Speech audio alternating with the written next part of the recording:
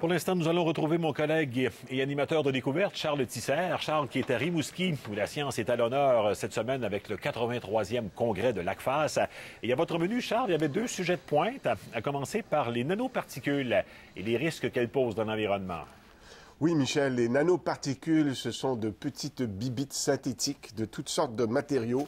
On parle de nanotubes de carbone, des particules d'argent, de fer, de titane. Ce sont des microbilles, par exemple, de plastique qui sont aussi des nanoparticules.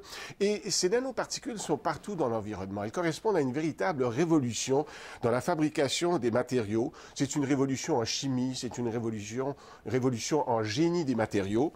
Et on se demande, y en a-t-il dans l'estuaire du Saint-Laurent? Eh bien, on ne peut pas les observer parce qu'ils sont très petits pour l'instant.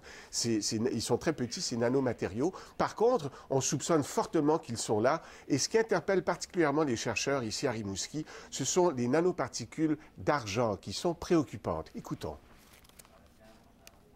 Les nanoparticules d'argent, c'est celles qui sont les plus répandues, sont vendues comme antimicrobiens. Donc, ils vont demeurer antimicrobiens dans le milieu naturel et vont probablement perturber les communautés microbiennes naturelles.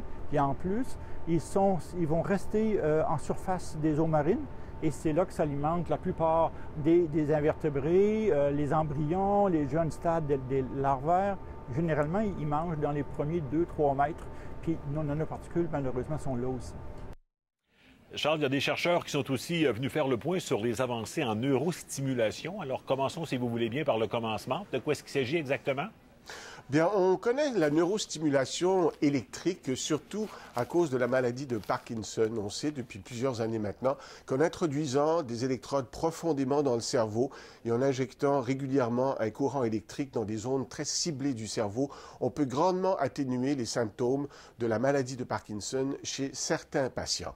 Ça, c'est une approche qui est quand même invasive, qui a des risques et qui est quand même coûteuse.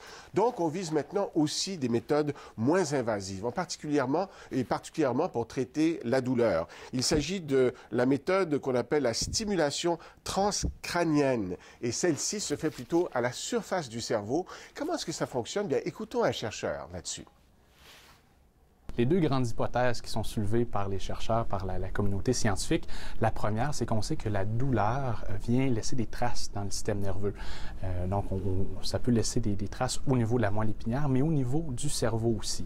Avec la stimulation transcrânienne, donc quand on applique un courant électrique ou un champ magnétique, ce qu'on essaie de faire, ou ce qu'on pense qu'on fait, c'est qu'on vient rechanger, normaliser ces changements-là, donc effacer ces changements-là qui ont été causés au niveau du cerveau par la douleur.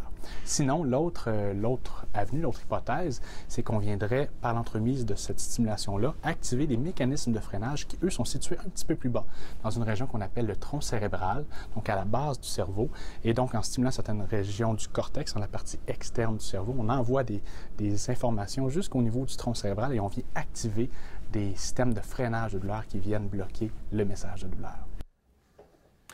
En terminant, Charles, un mot peut-être sur ce que vous allez couvrir pour nous demain? Il y a beaucoup d'ateliers très importants demain, bien sûr. On va parler du Moyen-Nord, tous les travaux qui se font sur le plan industriel dans cette zone du Québec et qui ont des impacts.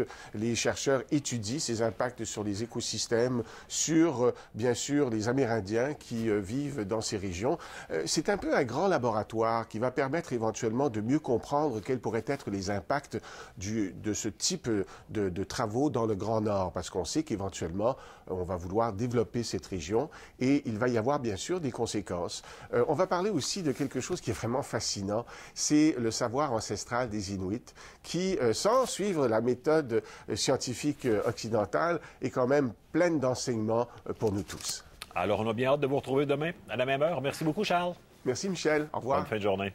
Vous aussi. Voilà, vous restez des nôtres. On s'arrête le temps d'une courte pause. On vous présente dans quelques instants les principales nouvelles du jour. À tout de suite.